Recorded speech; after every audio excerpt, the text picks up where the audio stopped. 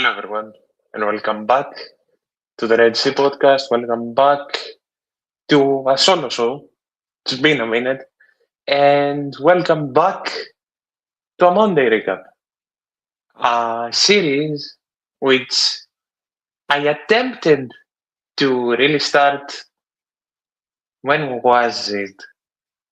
Like early-ish in the season for everything, like late September, early October, maybe even towards late October. I can't really remember, but that with the laser eye surgery that happened, I kind of lost track of everything and had to refocus on some stuff. So this series just fell a bit off the face of the earth. But we're back. I have said that since I do have the ability to cover Olympiacos as a whole, since I do have the ability to cover Olympiacos properly and give each and every single department the attention it deserves, whether the Super League shows happen as a separate, whether I'm on my own or whether Gav's with me, the Monday recaps are going to be a thing from now on.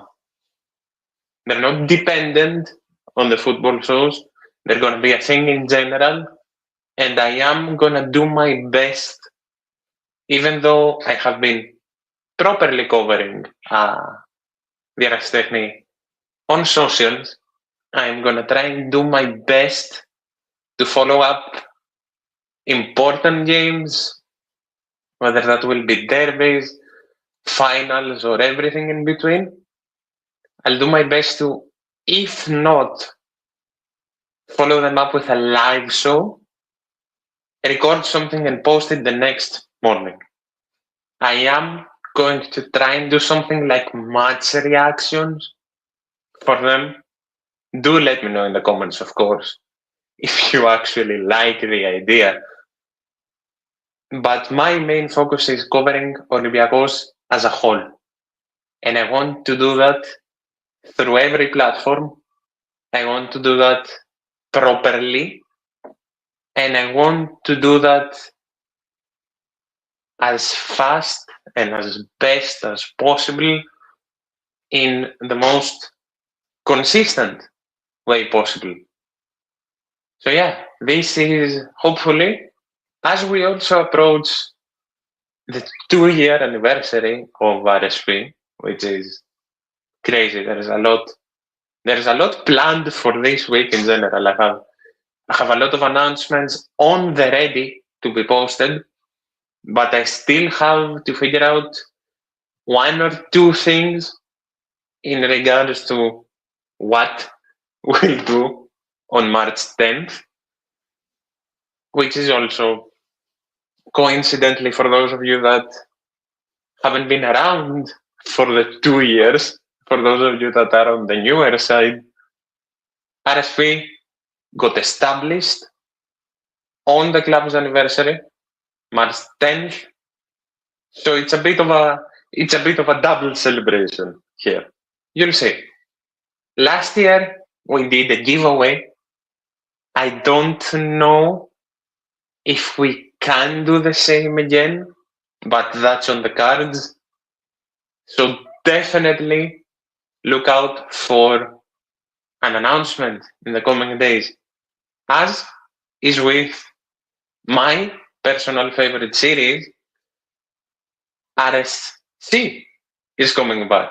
The Red Sea Chronicles is a series in which I invite other creators, other hosts, other podcasters, and everything like that. People that have their own project that deserve attention and don't necessarily have the means to go out and actually promote themselves on a new audience. And you all have been more welcoming than ever to most people. some of the people that have been on here is two people from Hellas football. Of course, someone I really admire in Steve and Alex. Ari from 307. Tito, of course, one of our most featured and most welcome guests from Viola Nation. And many more to come. And hopefully, knock on wood, I'll announce the guest within the week. And hopefully, the next installment will be on Saturday. And it's a very, very special guest. Now, after all the personal stuff, the show stuff, let's get into the games and let's start the recap.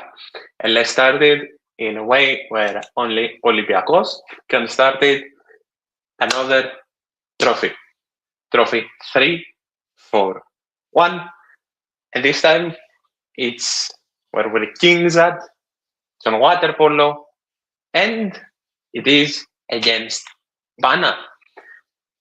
It's a feeling, it's a special feeling when you can actually go out and say, oh yeah, we've got another trophy. And it's an even more special feeling when you can go out and say that we embarrassed Pana. Pana, of course, that have lifted the bar. They've set a new tone in water polo. Recently, they've become a new adversary because Panathinaikos were nowhere in water polo. And they were looking to get their first cup, in which, of course, they didn't, by courtesy of captain and one of my personal favorite players ever, Dinos Yannitounas. Dinos lifted the team on his back. Dinos caused Panathinaikos fans a lot of pain once again. And despite all the chaos, he was the steady force the team needed to come out and win 12-13 and pull out one of the best celebrations I've seen. One of the best celebrations I've seen. And the better thing is that this cost so much crying from the green side. And the chaos that erupted makes the cup win even better. It really, really does. And this team can do great things. It already has done great things and it will continue to do so.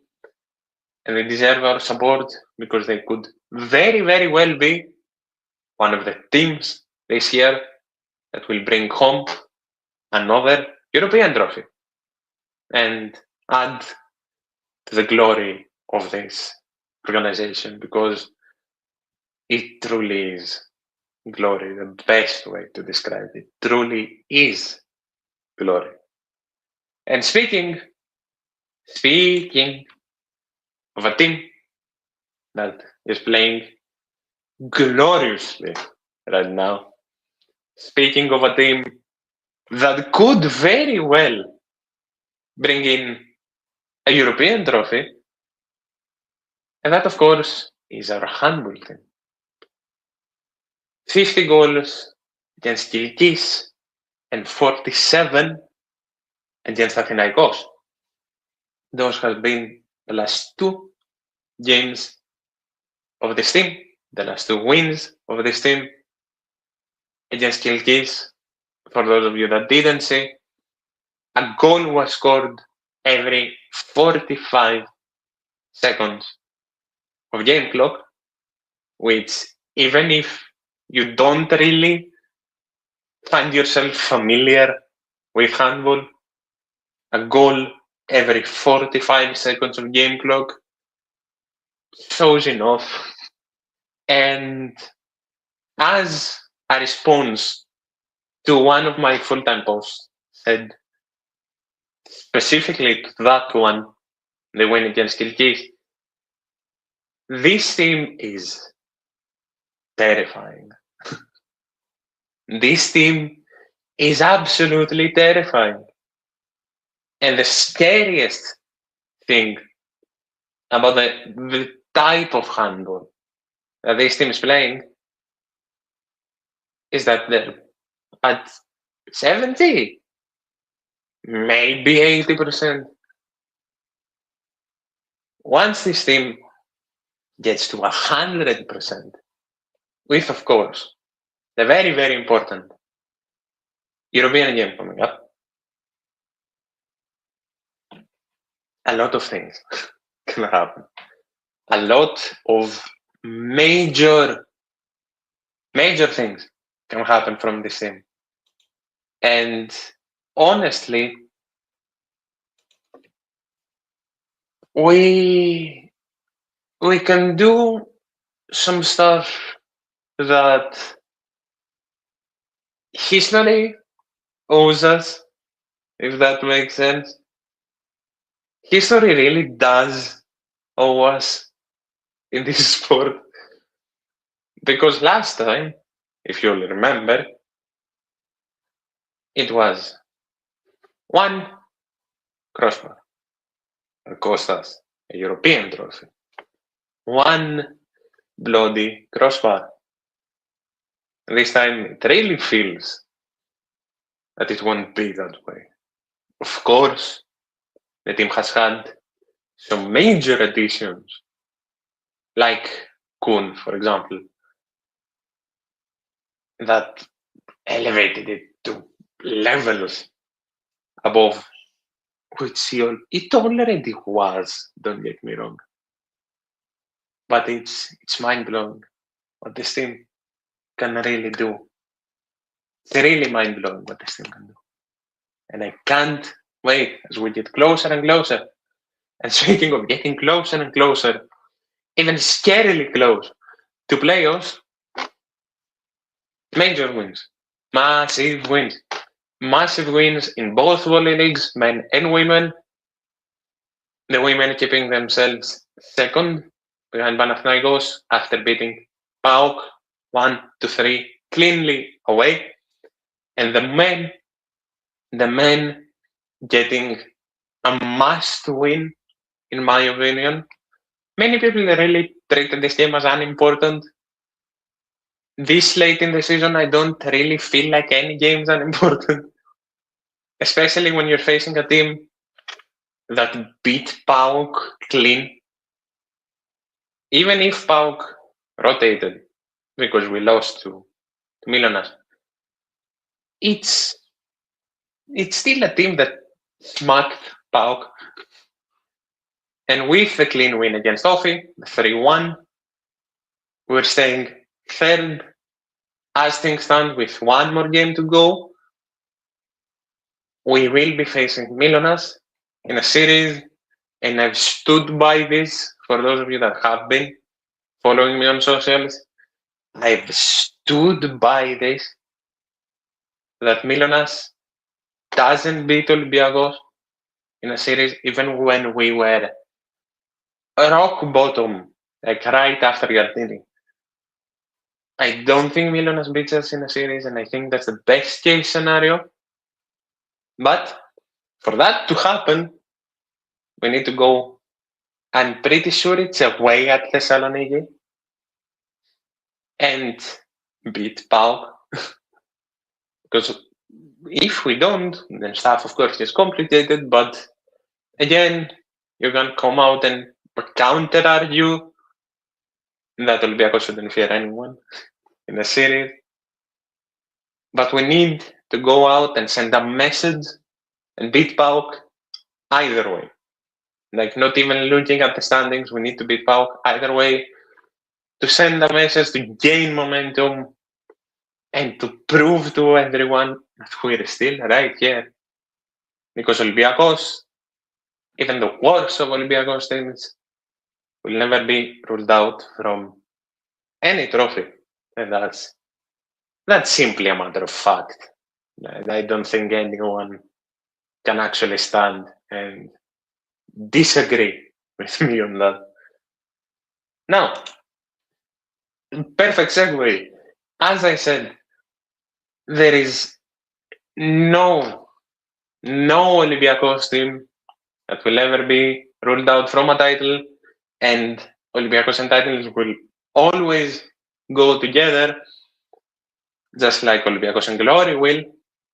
And speaking of a glorious title, speaking of an unfathomable still title win, and we go to our lionesses in football that had no competition, zero competition, and completely demolished Panathinaiki, got their promotion, clinched the title, their first title in history, first promotion in history, of course, and proved that they are so ready for the big leagues. If this group sticks together, they are so ready for the big leagues, and they've proven that many times. As the only thing, even if you've not watched this team at all, the only thing that you need to know is that our goal differential is 105-0. I would put subtitles here if I could. Perhaps I should have created another one of these. 105-0 with the latest result, of course, being the 5-0 win against Ethnikos. A win that could have easily been 10. But I think only hitting the post was like 6 chances. So yeah, it was perhaps the most unlucky game from these ladies. But even the fact that you can take a step back and say that, oh yeah, this was the least productive game of the season from the team, and they still easily scored 5. Just, I hope that there is a clause in which maybe Naya Benjamin scores like 30 again and they get promoted. Yanu. There is such talent in this team that and speaking from the heart and for all of you, I'm pretty sure, can't wait to see what they do in the Vita Ethnici, and I'm pretty sure that in a matter of 2 years, I was gonna say a year, but yeah, they just got promoted. I'm getting ahead of myself. They just got promoted to the Vita Ethnici, so after, I'm sure what will be comfortable back-to-back promotions, can't wait to see them destroy the Alpha Ethnici and solidify Olympiacos as the king of women's football as well. Because I think it's the safest thing to say that these girls can stand up to anyone in this country, and it's their first year together. It's unbelievable. It's insane. It's even thinking about it, like getting on and thinking about it, it's crazy. It's absolutely crazy. As stuff goes for comfortable, as stuff goes for calm wins, per se, that was our ladies in basketball. This weekend, as a Pasianena team, mind you, that's nowhere near the Pasianena that was last season. Just going away at Yanina and beating them 66-86 with, of course, my personal favorite, Kristinagi, being back very well and truly back. And in my opinion, sadly, of course, our second best player, second most consistent, most clutch player for sure, Wolfok, being out and probably being out at the derby. As far as I've heard, she's not gonna make the game against Panathinaikos, which is sad because the heart that Ulfok and the passion of your game is like it's just stripping away, and we've seen that over the past few weeks. It's just taken a massive piece out of the team's play style, but they're still there, still fighting very, very much, and we should be nothing less than proud of these girls. Honestly, we should be nothing less than supportive given the circumstances as well. And yeah, can't wait to see what happens, because I'm sure they'll give it a roll on the weekend as well, and can't wait to see what happens, honestly. Now, let's go to the main point of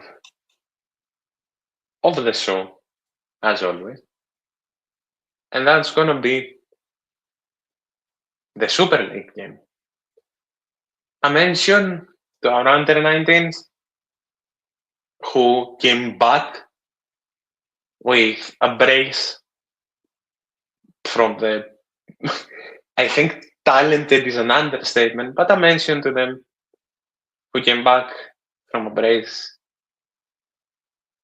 with a brace from Petros Kolokotronis, and I mentioned to our B team that shocked Panionios and beat them 2-1, and honestly could have easily been more.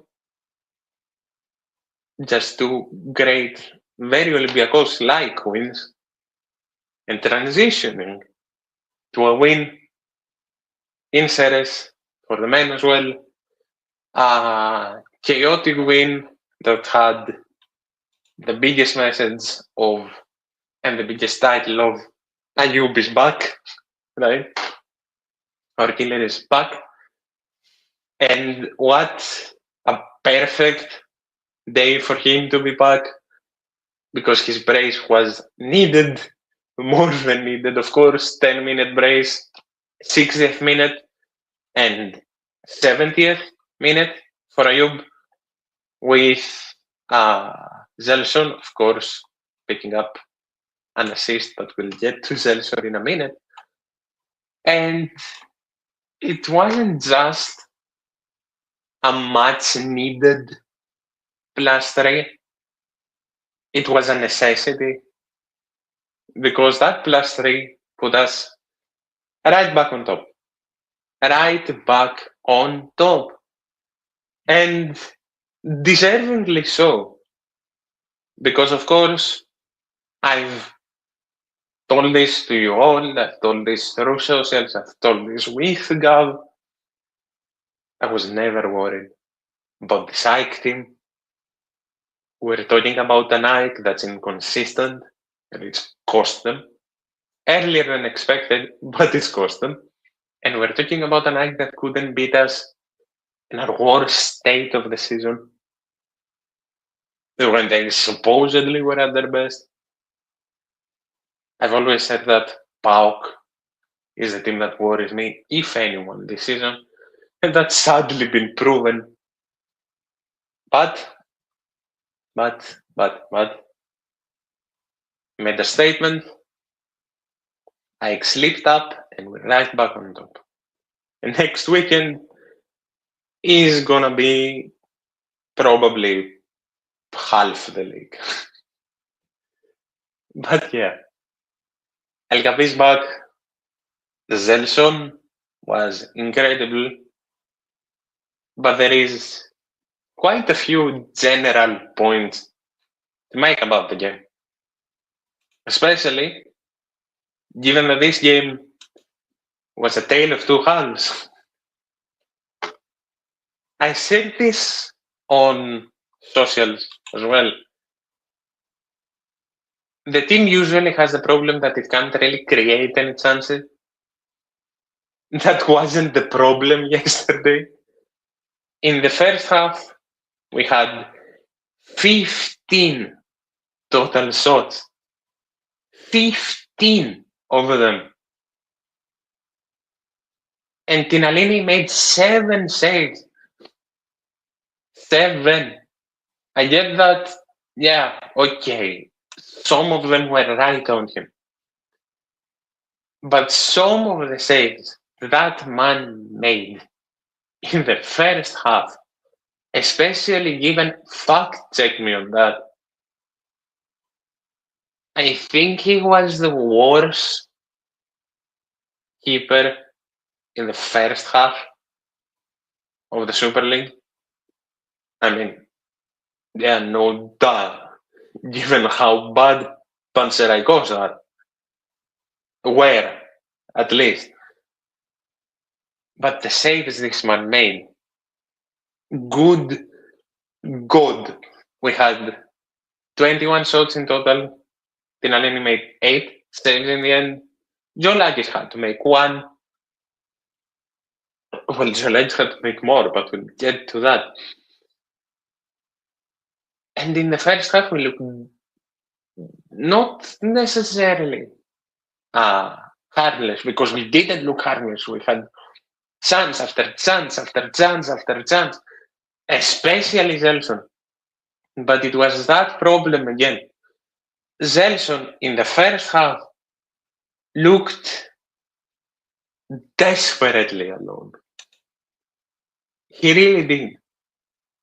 And I will still stand by this opinion. I really don't want to know what would have happened if Zelson wasn't here this season. And yet, we're going back to the reactionary mindset of Greek media, Greek fans, Olympiacos fans. I've seen people call Zelson wasteful. I've seen people call Zelson useless. I've seen people call Zelson a lot of things, overpriced, overhyped. People will never realize, and Gav brought up this point last show, and I will now. This man has been, in the past, consistently our second most productive player, behind Ayub El-Khabi. And now, we're at a place where Zelson is having off-ball impact to the game. And people are suddenly turning on him again. And it's not even criticism, because at some games, especially in the Super League, he's deserved it. Everyone has. We've had some blunders as a whole in the Super League. But you can't just seriously sit here and say, go one game and say, oh, he's the best winger ever, and then go and say he's overpriced. Like, come on. We've had this talk many times in the show, and we will keep having this talk for the love of the Holy One above. Use common logic sometimes. I get that emotion flares up. I really do. But wait, take a deep breath before you write what you write. And I've been a multiple time victim of writing some BS and then being proven wrong immediately. It happens. It really does. But it shouldn't happen this often. But the same exact people, mind you. Zelson, once again, there was a massive shout for Zelson being the MVP. And I did have this talk with a few of you over on socials, even though I gave MVP to Ayub. And I'm hearing it. I really do. But, of course, we have to just appreciate this man and his impact. We have to, right? As I said, it was the perfect day for him to find his form again. It was the perfect day. And getting to that point was drawn out, given the chances missed. But once the first goal went in, this confidence erupted. Confidence really erupted because immediately the second strike was in, like 10 minutes after, as I said. And it was supposed to be comfortable after that, but we'll get to that in a bit. But right before I get to what happened after the subs, we really need to talk about this one. He got a lot of flack. Still is. I personally have been a harsh critic of him, but he was crucial in our win yesterday. And honestly, if he shows more of what he did yesterday, at least in the league, which is our only active competition now, if he goes and shows all that whenever he gets the chance to start, because we've seen him rotate now with Francisco Ortega, and he will for sure be needed in the playoffs. Honestly, I'll be more than happy with him if he does prove as crucial as he did in the final stretch, in the most important games of the season yet. I'll be very happy with him. And I'm sure that once again I'm speaking for most people. I have no doubt for that. But yeah, getting into what happened at the death. It was all fine and dandy up until the 70th. Of course, Rodinei came in at the 46. We didn't talk about subs. Roddy came in and immediately 14 minutes after assisted Ayub's first goal. Musa came in for a quite lackluster. Scipioni did his thing. And then 75 minutes in, Yusuf Yazic and Mehdi Taremi get subbed in. And then that cursed formation happened.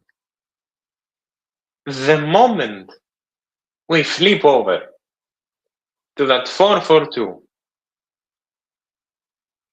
/ 4-2-3-1 with El Gabi and Taremi, and Zelson's out. Again, this speaks to Zelson as well, but nothing.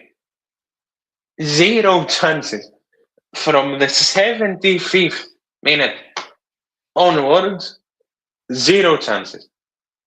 And then Julien Biancon comes on and we immediately concede, which was like, okay. The goal wasn't necessarily Biancon's fault. It was just a defensive blunder in general. But God, that man is cursed. He's been one of the most divisive players of the season easily. We've been both good supporters and critics of him as the circumstances, honestly, needed. Depends on the game, depends on the performance. But God, the stuff that erupted the moment that he got subbed on and we conceded immediately. Yeah, honestly, I'm not necessarily going to flip it on Biancon because at least yesterday it really wasn't his fault. But I really don't get why in that game Kalogeropoulos wouldn't have played. And again, I'm not saying it because of Biancon. Like, it was a perfect chance to get Kalogeropoulos some game time. Especially because, as I said, we will more than likely need him in the playoffs. We'll need everybody in the playoffs. And again, we have a match against Larissa as well after PAOK, which will probably be massive rotation. But it's chances like this that leave me a bit confused. But going back to the goddamn formation, we conceded a very stupid goal. Honestly, Zulakis got statue. The ball went under the legs, between the legs of both Biancon and Pirola. And then we did nothing again. I didn't like. Perhaps that's a bit of an overstatement, but I really didn't like being pressured by Panserikos for 10 minutes. Like, it's Panserikos, come on. But we got the win, and the biggest positive of the season perhaps happened, so I'm not going to be too hard. But as I mentioned, it's make or break coming up. PAOK have everything to play for. Of course, as I said earlier, the league currently stands at us at the top at 53, with Ike below us also at 53. Of course, the record keeping us up, and the goal difference also good. But PAOK are at 50 with a game less. And assuming the self-evident thing will happen and they beat Kifissia half to just demolition, it's a three-way tie at the top. And they have everything to play for, because if they come to the Karaiskakis and win again, they go +3 when we're even on game. And that's a massive. And they not only go +3 when we're even in games, they get a third win on the season against us. They go 3 for 3. And that momentum can be unmatched. But if we pick it up and we beat them, the fans will go insane, which will spur on the players even more. PAOK's momentum gets killed, gets nullified. PAOK's momentum gets completely nullified. And then you start believing for the league again. And you never know where Ike are going to slip up. But no matter what, if you beat PAOK, you leave them behind. And with the stop of their momentum, maybe you out and out cost them half the title. There's a lot of stuff at play, and it certainly is make or break. That's about it from today's general coverage. That's about it for the weekend that we had. A very good weekend. And a massive shout, before I forget, to Olympiacos athlete Emmanuel Karalis, that put up a Greek record and the second best record of all time, I'm pretty sure, worldwide at 6:17, only behind half alien Swedish athlete.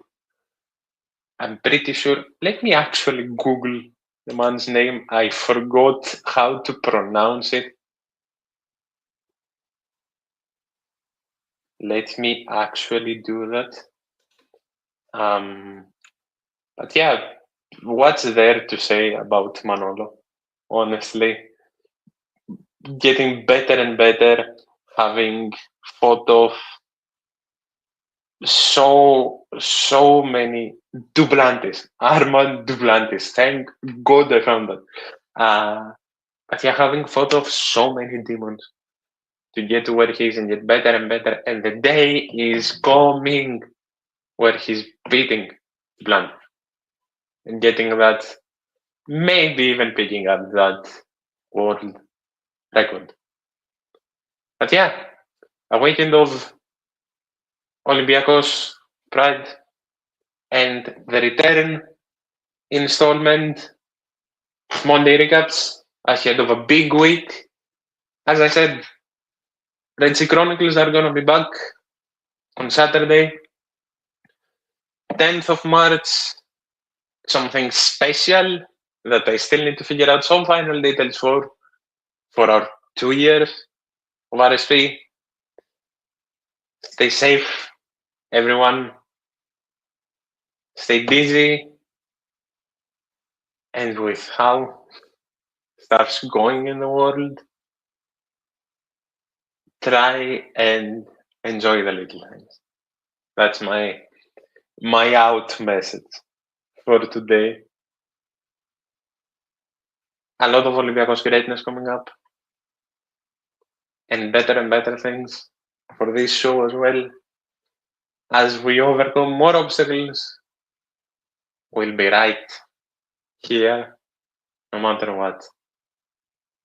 I've said this before, I'll say it again. The support you will give me, I will forever do my best to give back tenfold. So from the bottom of my heart, thank you.